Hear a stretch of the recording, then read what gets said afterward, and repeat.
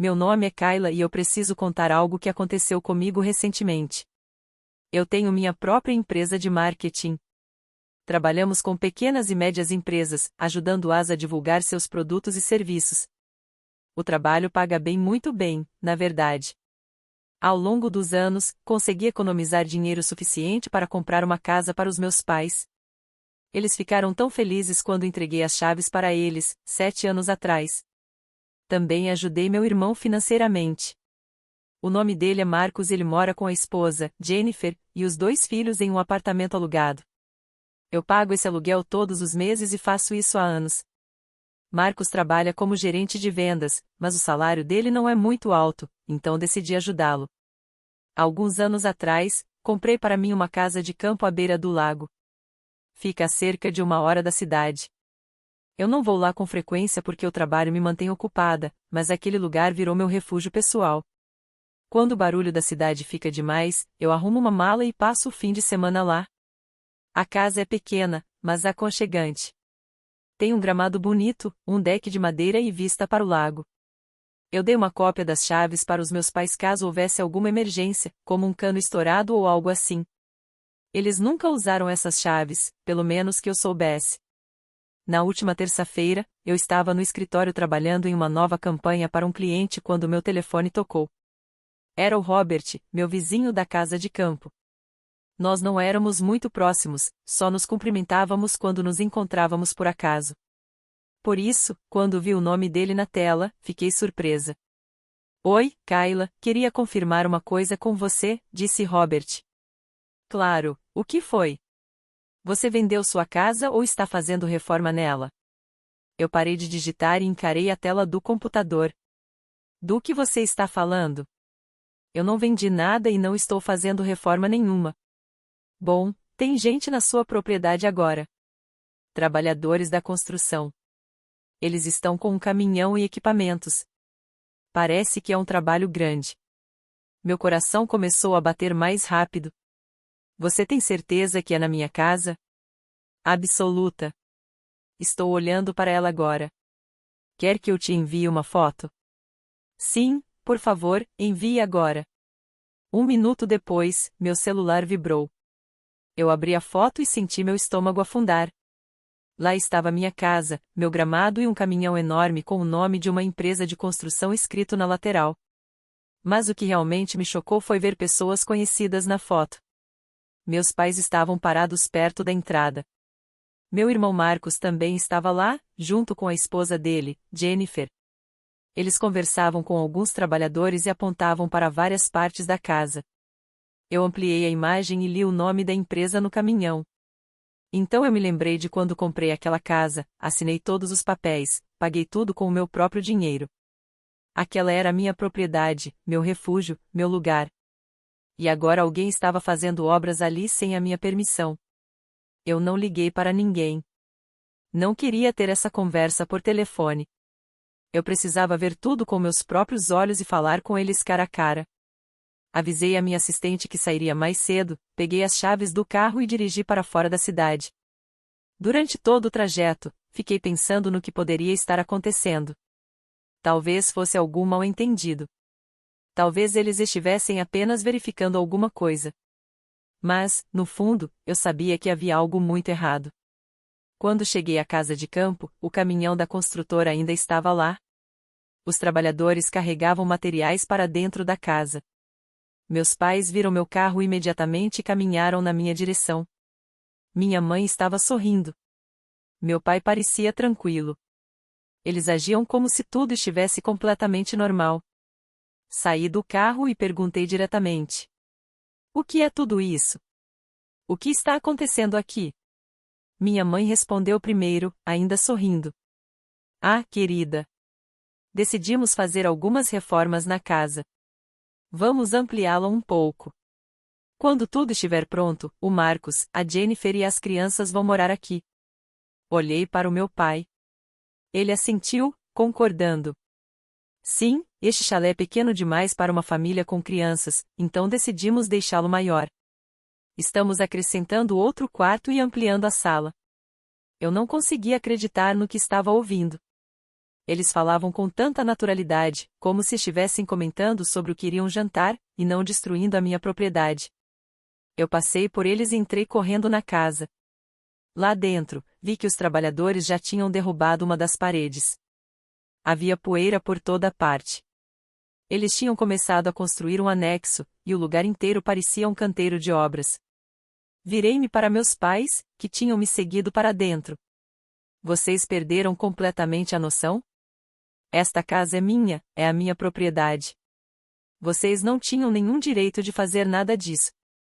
Meu pai cruzou os braços. Não precisamos pedir sua permissão. Somos uma família, e você mesma nos deu as chaves de reserva. Antes que eu pudesse responder, Marcos entrou. Ele parecia irritado, como se eu fosse o problema ali. Kayla, para de drama. Você já tem um apartamento grande e caro no centro da cidade. Além disso, você tem uma empresa e ganha bem. Isso aqui é injusto. Eu sou obrigado a viver com minha esposa e filhos em apartamentos alugados enquanto você tem várias propriedades. Eu fiquei ali, olhando para todos eles, meus pais, meu irmão, as pessoas que eu ajudei por anos, as pessoas que eu sustentei financeiramente. E agora eles estavam na minha casa, defendendo a decisão de tomá-la de mim sem nem me consultar. Senti a raiva crescendo por dentro, mas sabia que, se começasse a gritar, nada de bom sairia dali. Então simplesmente saí em silêncio, entrei no carro e fui embora. Eu podia vê-los pelo retrovisor, parados ali, provavelmente achando que eu acabaria me acalmando e aceitando os planos deles. Mas eles estavam muito, muito enganados. Voltei para a cidade, mas não fui para casa. Eu estava com raiva demais para simplesmente sentar e não fazer nada. Eu precisava agir imediatamente. Estacionei perto de uma cafeteria, entrei, abri meu laptop e pesquisei a empresa de construção cujo nome estava no caminhão. Encontrei o site deles e o endereço do escritório. Não ficava longe de onde eu estava. Peguei meu tablet onde mantenho cópias digitais de todos os meus documentos importantes, incluindo a escritura da casa de campo, e fui direto para lá. O escritório da construtora ficava em um pequeno centro comercial. Entrei e pedi à recepcionista para falar com o diretor. Ela disse que ele estava ocupado, mas eu disse que era urgente e que envolvia o projeto atual deles na minha propriedade. Ela fez uma ligação e, 5 minutos depois, eu já estava sentada no escritório do diretor. Ele era um homem de meia idade, de cabelos grisalhos. Se apresentou como Dan Miller. Eu não perdi tempo com gentilezas. Abri meu tablet e mostrei os documentos da propriedade. Eu sou a proprietária da casa onde seus trabalhadores estão fazendo reformas. Quero saber com base em que vocês iniciaram essa obra e quem assinou o contrato com vocês. Dan ficou visivelmente desconfortável. Ele abriu uma pasta sobre a mesa e tirou alguns papéis.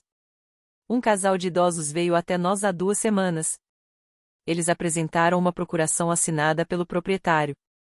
Disseram que eram inquilinos e que o dono os autorizou a fazer reformas. Você tem cópias desses documentos? Sim, claro. Ele tirou as cópias para mim. Eu as analisei rapidamente. Havia um documento com a minha assinatura, só que não era a minha assinatura. Alguém a tinha falsificado. Minhas mãos tremiam enquanto eu segurava aqueles papéis. Senhor Miller, essas pessoas mentiram para você. Eu nunca assinei nenhuma procuração. Essa assinatura é falsificada. Eu sou a única proprietária desse imóvel e nunca autorizei obra alguma. Seus trabalhadores precisam parar imediatamente. O rosto de Dan ficou pálido. Você tem certeza absoluta? Completamente. Aqui estão meus documentos comprovando a propriedade. Quero todo o trabalho interrompido agora, hoje. Se seus funcionários continuarem, vou responsabilizar a sua empresa pelos danos. Dan pegou o telefone e fez uma ligação. Eu ouvi ele dizendo para interromperem todo o trabalho no meu endereço imediatamente e recolherem tudo para ir embora. Depois que desligou, ele pediu desculpas várias vezes. Peguei todas as cópias dos documentos relacionados à minha casa e saí. Eu estava dirigindo de volta para casa quando meu telefone tocou. Era meu pai. Atendi. Por que os trabalhadores empacotaram tudo e foram embora? Ele perguntou com um tom duro, como se eu fosse a culpada. Porque a casa é minha, E eu não preciso de reforma nenhuma lá. Kayla, o que você pensa que está fazendo? Nós já pagamos um sinal para eles. Vocês pagaram usando documentos falsificados. Você falsificou minha assinatura. Isso é crime. Agora vocês vão ter sérios problemas. Você não teria coragem de fazer nada contra a própria família. Tenta me impedir, pensei. E desliguei o telefone. Minhas mãos ainda tremiam, mas agora era adrenalina, não medo. Liguei para meu advogado, Peter Ramon, que cuidava de todos os meus assuntos jurídicos há anos. Disse que precisava vê-lo com urgência por um assunto pessoal. Ele disse que poderia me receber em 1 hora. No escritório do Peter, coloquei tudo sobre a mesa. Mostrei os documentos falsificados, a escritura da propriedade, as fotos enviadas pelo meu vizinho. Contei toda a história. Peter ouviu atentamente, anotando tudo. Kayla, o que seus pais e seu irmão fizeram é falsificação de documentos. Isso é crime. Você pode processá-los e eles terão que compensar todos os danos causados à sua propriedade. É exatamente isso que eu quero fazer.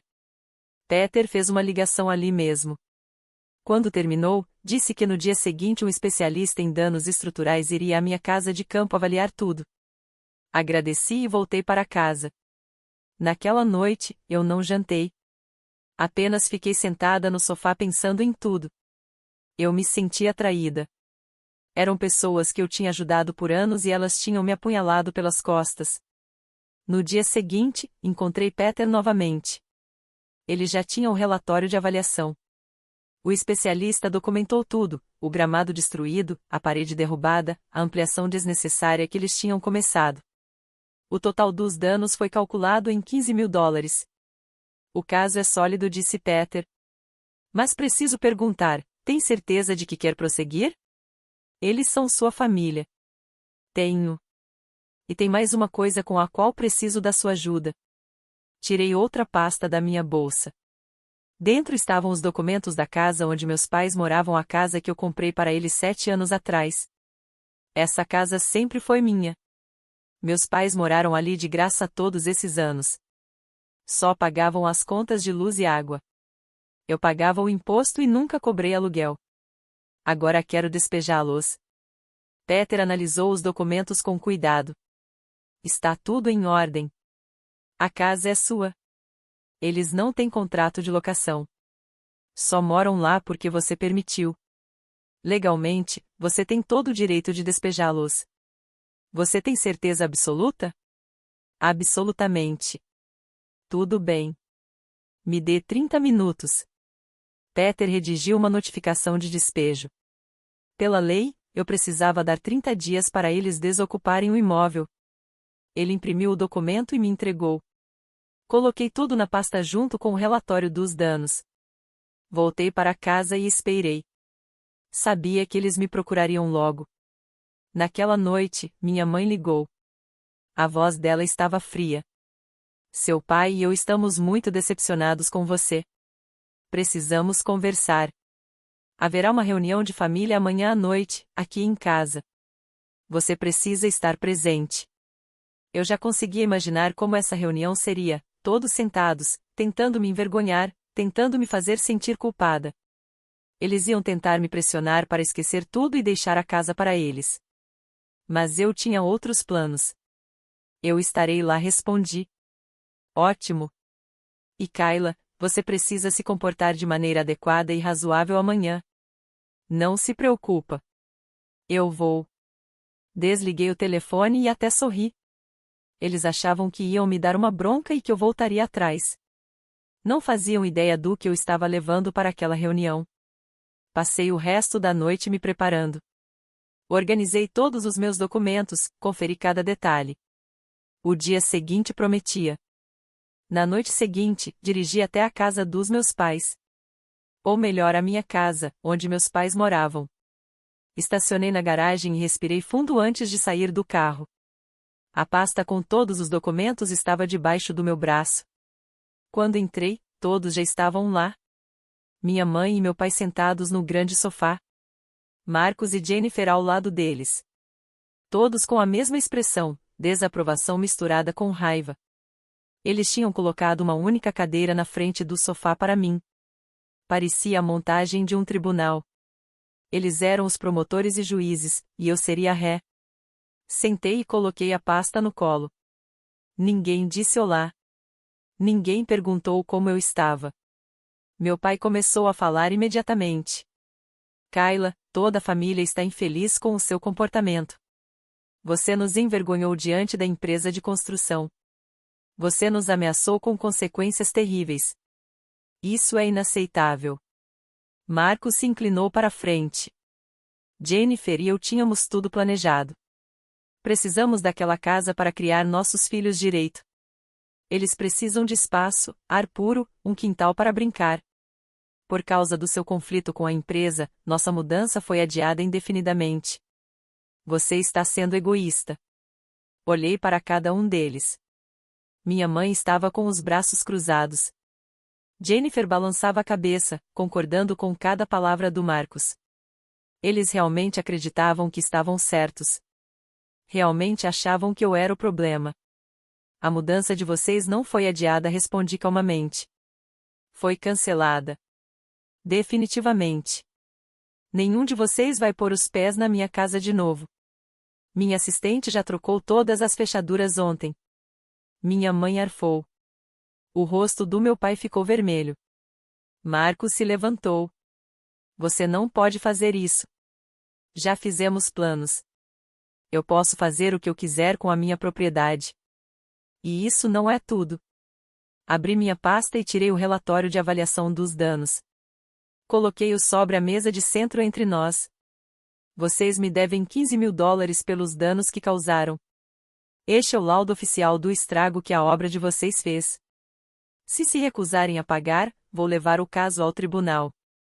E quando eu fizer isso, vou apresentar os documentos onde vocês falsificaram a minha assinatura. Isso é crime. Minha mãe imediatamente começou a chorar. Levou a mão ao peito de forma dramática. Como você pode fazer isso com a gente? Somos seus pais. Meu pai se levantou e gritou. Você não teria coragem de nos levar ao tribunal. Se fizer isso, vamos te deserdar. Você estará morta para nós. Eu olhei para ele e sorri. Isso para mim está perfeito. Estranhos não vão morar na minha casa mesmo. Meu pai ficou paralisado. O que você quer dizer com isso? Eu alcancei minha pasta de novo e puxei a notificação de despejo. Coloquei o papel na mesa ao lado do relatório de danos. Já que vocês estão planejando me deserdar, isso vai facilitar as coisas. Esta é uma ordem de despejo. Vocês têm 30 dias para sair da minha casa. Meu pai pegou o documento e leu, com as mãos tremendo. Isso é ridículo. Você não pode nos despejar. Esta é a nossa casa. Não, é a minha casa. Sempre foi a minha casa. Eu a comprei com meu dinheiro. Vocês moraram lá de graça por 7 anos. Nunca cobrei aluguel. Paguei todos os impostos da propriedade, mas estou cansada de bancar a vida de pessoas que falsificam minha assinatura e tentam roubar minha propriedade. Marcos saltou do sofá. Kayla, você perdeu completamente a cabeça. Você está destruindo essa família. Minha mãe ainda chorava. Nós te criamos melhor do que isso. Investimos tanto dinheiro em você. Pagamos pela sua educação, suas roupas, por tudo quando você crescia. Eu também me levantei. E eu investi uma quantia considerável em vocês ao longo dos anos. Eu sempre dava dinheiro para várias necessidades urgentes. Só no ano passado, dei $6.000 para coisas que você disse que eram emergências. Eu paguei suas férias para o México. Paguei suas férias para a Flórida. Comprei um carro novo para você há 3 meses e você nunca agradeceu por nada disso. Agora vocês têm 30 dias para sair. Eu me virei para Marcos e eu não esqueci de você também. Liguei para o seu proprietário ontem. Avisei que não vou mais pagar o aluguel do seu apartamento. Você também tem um mês para encontrar um novo lugar ou arrumar dinheiro para continuar pagando aquele aluguel sozinho. O rosto de Marcos empalideceu. Jennifer agarrou o braço dele. O quê? Você não pode fazer isso. Temos filhos. Você deveria ter pensado nos seus filhos antes de tentar roubar minha casa. Peguei minha pasta e caminhei em direção à porta. Atrás de mim, todos começaram a falar ao mesmo tempo. Meu pai gritava que eu era ingrata. Minha mãe chorava ainda mais alto. Marcos me chamava de nomes horríveis. Jennifer berrava sobre o quão cruel eu era. Abri a porta, saí e fechei atrás de mim. As vozes deles ainda eram audíveis do lado de fora. Entrei no meu carro e fui embora. Nos dias seguintes, meu telefone não parou de tocar. Meus pais ligaram, Marcos ligou, Jennifer ligou, deixaram mensagens de voz, enviaram mensagens de texto. As mensagens começaram cheias de raiva, depois passaram a ser súplicas, depois voltaram a ficar raivosas. Eu li algumas e bloqueei todos os números.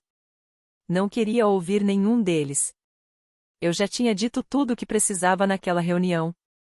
Uma semana depois, minha prima Raquel me ligou. Kayla, o que está acontecendo? A Jennifer postou algo sobre você nas redes sociais e isso está chamando muita atenção. Agradeci a Raquel e desliguei. Abri minhas redes sociais e encontrei a postagem da Jennifer. Ela tinha escrito uma longa mensagem dizendo que eu tinha perdido a cabeça, que estava tentando destruir a família, que eu estava despejando meus pais idosos da casa deles e que, por causa da minha vingança, a família dela também poderia perder a moradia. Ela fez parecer que eu era um monstro. O post já tinha centenas de comentários. A maioria era de pessoas que eu nem conhecia, me chamando de coisas horríveis. Li os comentários. Diziam que eu era sem coração, que família sempre devia vir em primeiro lugar, que eu deveria me envergonhar. Alguns disseram que eu merecia ficar sozinha pelo resto da vida. Mas eu não ia ficar calada e deixar que eles controlassem a história. Escrevi meu próprio comentário no post da Jennifer. No meu comentário, eu contei a verdade. Expliquei que a casa de campo era minha propriedade e que minha família tinha falsificado minha assinatura para iniciar uma obra não autorizada. Escrevi sobre como eu havia comprado uma casa para meus pais e deixado que eles morassem lá de graça por 7 anos. Falei sobre todos os anos pagando o aluguel do apartamento do meu irmão. Depois anexei capturas de tela, documentos da propriedade com meu nome como dona, extratos bancários mostrando todos os pagamentos que eu fazia para ajudar eles. Tudo ali, preto no branco. A reação foi imediata. Os parentes começaram a comentar. Minha tia escreveu que meus pais sempre disseram a todos que a casa era deles, que tinham comprado com o próprio dinheiro. Meu tio disse que meus pais afirmavam que eu nunca ajudava financeiramente. Outros parentes se juntaram. Escreveram que Marcos era ingrato. Disseram que meus pais mentiram para a família inteira. Jennifer apagou o post original em menos de 1 hora, mas as capturas de tela já estavam circulando. Depois disso, bloqueei toda a minha família nas redes sociais, mas eles não desistiram. Alguns dias depois, meus pais apareceram no meu prédio. O porteiro me ligou e eu disse para não deixá-los entrar. Eles voltaram mais 2 vezes naquela semana. Todas as vezes eu me recusei a vê-los. Marcos apareceu uma vez com Jennifer. Mesmo resultado. Por fim, minha mãe deixou um bilhete com o porteiro. Dizia que eles queriam conversar e resolver tudo. Eu respondi que só me comunicaria por meio do meu advogado. 2 semanas depois, Peter me ligou. Seus pais me procuraram. Eles ameaçaram te processar. Eu expliquei que eles não têm a menor chance de ganhar. Mostrei os documentos falsificados, o laudo dos danos, tudo. Eles recuaram bem rápido. Ótimo. E os $15.000? Eles não mencionaram, mas eu deixei claro que, se não pagarem, você vai seguir com acusações criminais por falsificação. 1 mês se passou. No último dia antes do prazo de despejo, $15.000 apareceram na minha conta bancária. A transferência veio do meu pai. Sem mensagem, sem explicação, apenas o dinheiro. 3 dias depois, Peter confirmou que meus pais tinham deixado a casa. Eu contratei um serviço de limpeza e depois coloquei o imóvel para alugar. Encontrei inquilinos em uma semana, um casal jovem, gente boa, que pagava em dia e cuidava bem da propriedade. Soube notícias da minha família através de parentes que ainda falam comigo. Minha prima Raquel me contou que meus pais alugaram um pequeno estúdio na periferia da cidade. Meu pai teve que voltar a trabalhar, mesmo já tendo passado da idade de aposentadoria, porque a aposentadoria deles não era suficiente para pagar aluguel e despesas. Minha tia comentou que Marcos e Jennifer tinham deixado a cidade completamente. Aparentemente, eles não conseguiam pagar aluguel em nenhum lugar decente, então se mudaram para outro estado onde os pais da Jennifer moravam. Não senti nada ao ouvir isso. Nem culpa, nem satisfação. Nada. Já se passaram 6 meses desde aquele dia na casa de campo.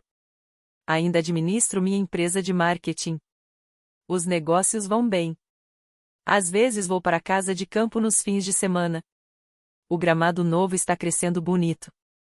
Contratei profissionais para consertar a parede direito e remover a construção que tinha sido iniciada. A casa está como era antes, talvez até melhor. Não me comunico com meus pais, nem com Marcos, nem com Jennifer. Eles tentaram entrar em contato algumas vezes através de outros parentes, mas deixei claro que não estava interessada. Alguns familiares acham que eu fui longe demais. Outros dizem que fiz o certo. Eu não me importo mais com o que pensam. O que eles fizeram foi imperdoável. Eles não tentaram apenas tomar minha propriedade, eles traíram minha confiança, falsificaram minha assinatura e ainda tentaram me fazer sentir culpada por impedi-los. Minha mãe me enviou uma carta no mês passado. Eu não abri. Joguei fora. Seja lá o que ela queria dizer, eu não precisava ouvir. Algumas pessoas dizem que família é tudo, que você deve perdoar a família não importa o que. Mas eu não acredito mais nisso. Família não deveria roubar de você. Família não deveria falsificar sua assinatura. Família não deveria se aproveitar da sua generosidade por anos e depois exigir ainda mais. Não sei o que vai acontecer no futuro. Talvez um dia eles realmente se desculpem e tentem consertar as coisas. Talvez nunca façam isso. Por agora, eu não estou pronta para restaurar nenhum relacionamento com eles. Não estou pronta para perdoar ou esquecer o que fizeram. Eles fizeram suas escolhas e agora vivem com as consequências. Eu também fiz as minhas escolhas. Protegi o que era meu e me defendi. Às vezes, tarde da noite, eu me pergunto se sou uma pessoa ruim pelo que fiz. Mas então lembro deles na minha casa, defendendo a decisão de tomá-la de mim. Lembro da assinatura falsificada. Lembro do Marcos dizendo que eu estava sendo dramática. Lembro do meu pai ameaçando me deserdar. E então eu paro de me perguntar. Fiz o que precisava ser feito. Esta é a minha vida agora, e estou em paz com isso.